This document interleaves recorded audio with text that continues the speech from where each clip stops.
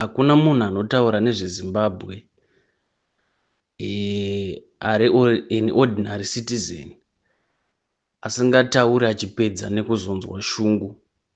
Inini mukutotaurawo kwangu ikoko ndine shungu dzakawanda. Chekutanga ndechekuti sei zvichiti munhu wese akangotaura chete kuti zviri kuitwa hazvisi right, nyika haisi kufamba zvinhu hazvi kufamba zvakanaka, kunonzi watumwa kuti ataure izvozvo. Ndine mubvunzo wekuti zvinoreva kuti maZimbabwenzi tese hatifungi zvekutadza kuona kuti izvi zvinhu hazvi kufamba. Uyezve zvinhu zvese zvavanotaura izvi ivo maleaders edu aya, zvinhu zvekuti kana vachinge zvikanzi maelections ariko mangwana, vanotanga kukuudzai kuti magetsi tiri kugadzirisa, marodzi tiri kugadzirisa. Saka all these problems dziri kunzi dzakasolvwa ndodzavanodzoka futi vachikuudzai vachikambena nadzo kuti tichazvigadzirisa, zvobva zvasara zvakadaro. Why zviri kuita kunge vari kubhenefita nechaos? Nekuti hazvifaniri kufadza kuti vanhu vanoungana vachifarira chikenini neraisi. Nekuti pazvinhu kana zvichinge zvakanaka unofanira kunge uchishanda uchizvitengera wega. Panoona zvazviri kuita ndezvekudai. Chakaita kuti vanhu varwe hondo hakusi kuda kurwa, asi kuona kuti hatingafe zvakadai because hapana kusiri kufa. Saka ivo vakasvika pastage yekuona kuti izvi zviri kuitika izvi hazviiti. Ndokungoitawo munhu akaenda pamberi, obviously hakushaya anotanga kutungamira. But wese akajoina hondo inyaya yekuti airwira a cause, kwete munhu. Vaisateera munhu but vairwira a cause. Because kana mukateera munhu zvinoreva kuti munhu ane vision iyoyo akafa. Kana muchiteera munhu musangano utoparara ipapo. Zvama muchiunganira zvama muchikurira zvofanira kubva zvaperera ipapo. Handi muri kuona manje. So zviri kuitika apa ndezvekuti chiri kurwirwa chinangwa zvekuti chero auya nacho akachitaura akafa, zvinhu zvinongofanira kuramba zvichienda mberi. Ndingakupa example yekuti pari kubuditswa Israel munyika yeEgypt, zvareva kuti Moses haana kutozosvika but Israel yakasvika. Saka chaivapo chinangwa vision yekuti tiri kuenda kuKenani. Kwakasvikwa but akavamba nyaya hasiri yakasvika navanhu, kwakasvika kwaane mumwe. Chinoitika ndechekuti Zimbabwe haisi kuda mutongi, nekuti ndo chavairwisa kuti tiri kutongwa. Handiti muri kuona, chiri kunze kutongwa ndo pane kudzvanyirira, ndo pane nyaya yekuti zvandataura inini ndizvozvo whether munozvida kana kuti hamuzvidi. Iyoyo zvinoitwa mukingdom. Handiti munoona, mudhemokrasi vanhu vanotaurawo pfungwa dzavo nemaonero. Kuti aiwa izvi mukadaiso makwadza isu tiri pano, mukadaiso makwadza isusu vari kumakumbo hatingagone kutaura. Saka hazvigone kuti iwewe ndiwe wakadzvanyirira vanhu, ndiwe futi wataurira kuti kana muchiti imimi vanhu vari kudzvanyirwa muri kunyepa. Ndiwe futi uri kutadza kuita zvinhu, wova futi unotaura kuti zvinhu zviri kufamba. Ko tadita daiso, kana muchizvitemba kuti zvamuri kuita zvakanaka, chekutanga imbosei mabodyguard. Ndakaona Duma Boko achifamba achimhoresa vanhu, achifamba mumusika nepai meet and greet. Mukaenda painternet zviripo. Kana imi muchitenda kuti vanhu vamunotungamira vanokudai, fambai mavari. Handiti musaenda kure, chingofambai muMbare pana 40 Pipe muchifamba, vanhu vaombere maoko achiuchira vachiti muri kugona. Handi muri kuona, dambudziko riripo nderekuti kana mweya wetsvina uchiona vanhu hauzive nyaya yemataito kuti unonzani iwe unonzani iwe unonzani, unogona kutongobata zvisinei nekuti uri president kana kuti uri chairman wechakati, hauzvitsvagi izvozvo. Nekuti tinoona mubhaibheri, kunyange zvavo vamwe vakasarifarira asi ndo randinorarama naro zvangu, kuti pana mambo ainzi Sauro akapedzisira apindwa nemweya wetsvina. Chinzi Mwari vakazvibvumidza izvozvo. Ndokuita kamukomana kakanga kazodzwa kuita mambo, kaaizama kuuraya asi ndokairidzira kuti dhimoni ridzikama. Saka zvinogoneka kuti uri papozisheni yekutungamira vanhu but paine chakugara zvokuti mweya uri pauri ndounotiudza matongero kana matungamiriri auri kuita. Nekuti kana wakagarwa nemweya waMwari zvokwadi chaiko chaiko, haungafariri kuchema kwavanhu. Ungatoshayiwa hope kuti hindava vanhu vari kuchema, ungatoshayiwa hope kuti hazvingandinakidze kuine vanhu vari kunzi havasi kuchaenda kuchikoro, kuine vanhu vasisina mabasa. Because unofanira kana uchinzi uri kutungamira, unofanira kunge uri munhu akabva kunhamo, even usina imbosha yako. Handiti kune vacho vari kutambura, kana kukanzwa kuti vanhu vari kutambura, chimbosiya palasi yako wofamba netsoka, wombotora vairi vatatu kuti chimboenda imbonditsvagira vacho kuti vanonzi vari kutambura vari kurarama sei. Ndopauchaona kuti kune mumwe munhu ari kurarama netswanda, akamirira kunohodha madomasi otengesa. Ndopane mari yerendi, ndopane vana vari kuda kuenda kuchikoro, ndopane upenyu hwese. Saka iyeye tikatopwanya tswanda yake tikaitora mutauni, tauraya mwana ari kumba, tauraya future yamwana ari kumba. Vamwe ndaana mai vari kutoyamwisa zvokuti mwana anoshayiwa even nemukaka. Tiri kuomesera natega isusu pavatema, but wobva wanziwe wakasununguka. But uchinyatsoona kuti ukada kungotaura kwete kuti kunyepa. Munoziva zvinoitika ukafamba mumasango muya muya. Ndozvanandoda kuti ndibuditse point. Ukafamba musango, sango rinoyera, woona zhanje rakaora, wobva wataura iwe kuti zhanje rakaora, unobva warasika imomo. Saka masango anonzi imimi musasaendi, because kunonzi kurevesa.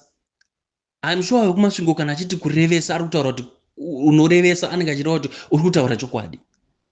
Handiti. Saka chimwe chokwadi ukachitaura pane imwe nzvimbo, even chiri chokwadi, you face ma consequences echokwadi chauri kutaura. Ichokwadi muti uyu hausi kunaka but unorasikira iyoyo.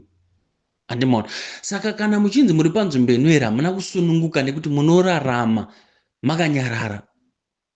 Saka Zimbabwe yaitwa chinonzi chiyera kuyereswa nzvimbo kuti hakuna munhu anofanira kutaura. Ende wangotaura chiti anofanira kutoti atonzi ashayikwa musango iroro. Anofanira kunzi abatwa nechadzimira tichamuona tsakatika musango rinonzi Zimbabwe. Handizive kuti zvingadii kuti tinzwisise kuti nyaya hombe ndeyekudaiswa. Kana criteria yekutungamira nyika inonzi Zimbabwe ichinzi inouya nekuti munhu wakarwa hondo, then hapana zvatiri kutaura. Zimbabwe inofanira kutongwa nemunhu ane muono wekuti vanhu vanofanira kugara zvakanaka. Saka chinofanira kutungamira haisi nyaya yezvandakaita kuti Zimbabwe ivepo, asi yanhau yezvandingaita kuti Zimbabwe inake iyo itoripo kare. Nekuti hazvindibatsire kuuya pavana vangu ndichivaudza kuti inini ndakanga ndine mari ende inini ndindakakuchengetai ndikasvika, but ivo vachirara nenzara. Hazvino zvazvinobatsira kuvaudza nyambo paine urwere. Hakuna munhu asiri kuzviziva, ende chandinofarira newese anonyepera kunge asiri kuona dambudziko ari kutoriona nhasi. Izvi zvekutaura kwandiri kuita panapa, munhu wese ari kuzviziva kuti zvinhu hazvina kumira zvakanaka.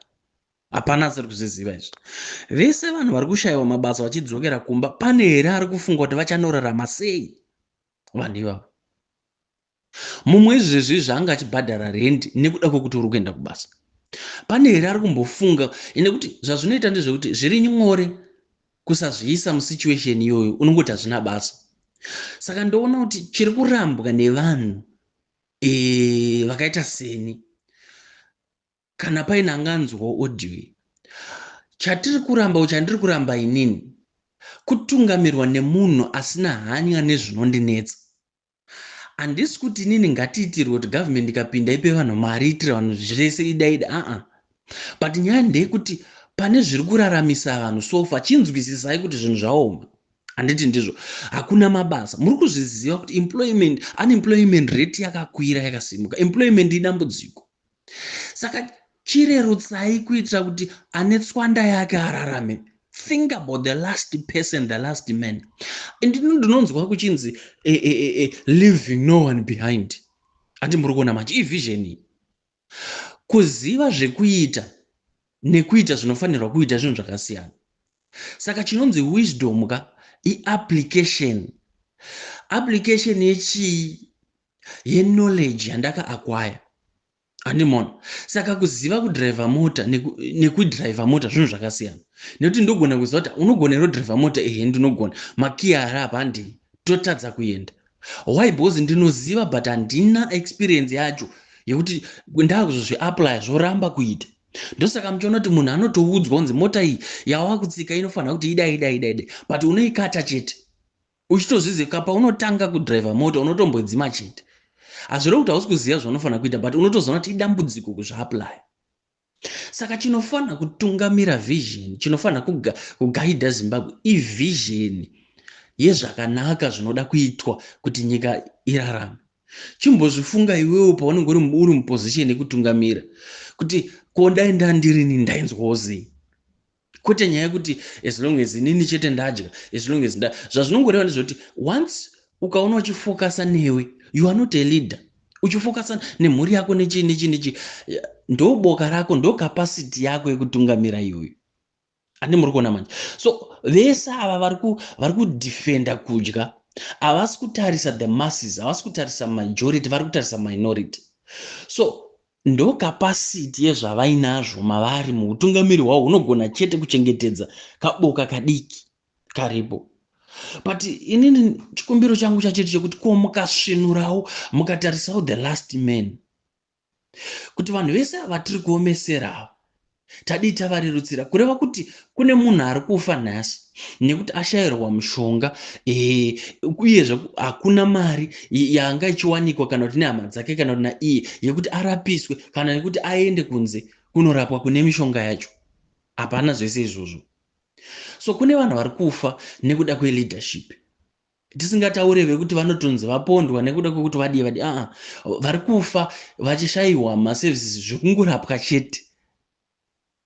Izvozvo education yakanguri yanzi ichava free.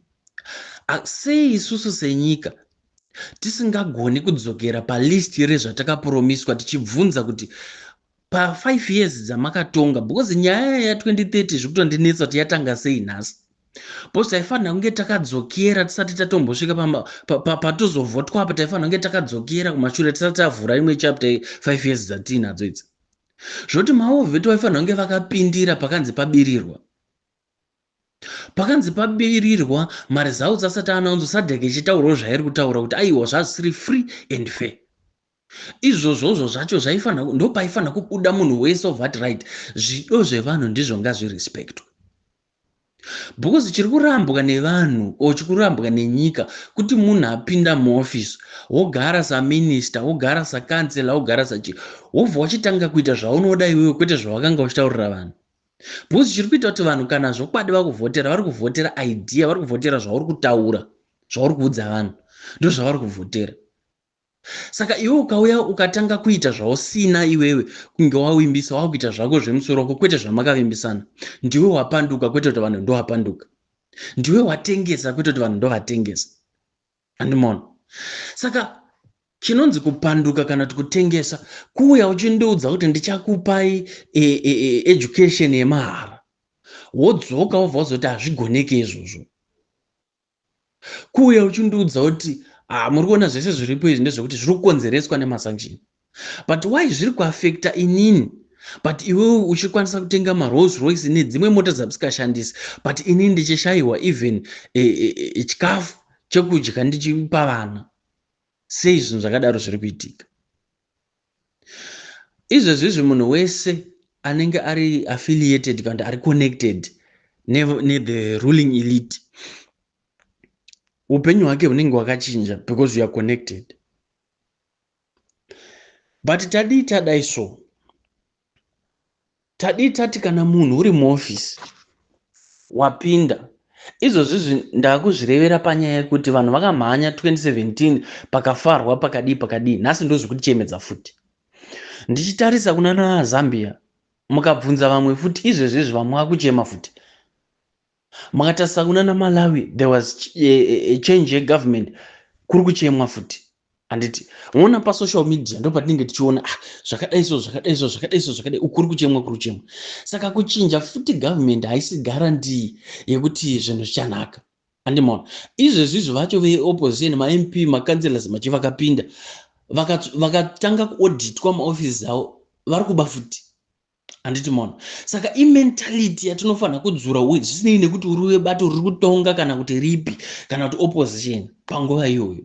Chatinofanira kuva nacho munhu asiri a politician in terms of kufunga pati, asi munhu anogara kuti zvinhu zvifambe, anopinda muofisi kufambisa zvinhu kwete kutarisa pati. Bosi munhu inini wandonyatsoona kuti anonzi politician kwedu isusu definition yacho ndekuti munhu ari concerned nepati yake, munhu ari concerned nepolitical seat yake, kuti ndoda kuchengetedza pati kuti isabude ndochengetedzawo chigaro changu. Haasi kutarisa vanhu chinangwa cheofisi yaapindirani ofisi inokwanisa kuita service kuvanhu. Kana iri yekuti pave nemigwagwa, pave nemarodzi akanaka ngaavepo, ndo basa rako iroro. Vanhu hapana anozomboya achiti chibvai nekuti muri kuita zvakanaka. Ivo mashoko ekuti ibvaika itori nyaya yekutoratidza kuti pane zvinhu zvisiri kufamba. Ndosaka muchiona kuti vanhu vanotopfimbana ndakuda vogara vese mumba, asi unozona mangwana vamukoti futi vakaita muchato vachiti ndada, mamukoti vachiti handichada. It's because zvandaona zvavakandiwimbisa zvazvakanaka sandizvo zvavakuita. Kune chimwe chazopinda chakonzeresa pave nedivorce. Handiti ndozvakafanira izvozvo kuti vanhu vaneta havachada, vashingirira vamira kuona kuti hapana zviri kuitika. Saka itori long overdue nyaya iyoyi yekutoti zvakatoonekwa nevanhu kudhara kuti hazvisi kuita. Ezvinezvi 2030 iyoyo, alright 2030 panenge pane 2 years chete dzekupinda mune imwe third term yacho iyo. Ndo pachazosiyiwa here? Hapana pachasiyiwa. Saka zvongoreva kuti inenge yato 2033 ndo yakanangwa futi ipapo. But kana rambogona kuotwa constitution kuti munhu arambe aripo, chichasaka kuti rimwe racho risaotwa futi chii? Handiti mona. So zvazvinongoita ndezvekuti a good dancer knows when to leave the stage. Unosiya vanhu vachiri kukuda, unosiya vanhu vachiri kuombera. Zviri nani vanhu vachiema vachiti uyu dai anga aripo zvazviri nani, pane kuti vanhu vanototi aiwa ndiye akatikanganisa kusvika panapa. Ndatenda.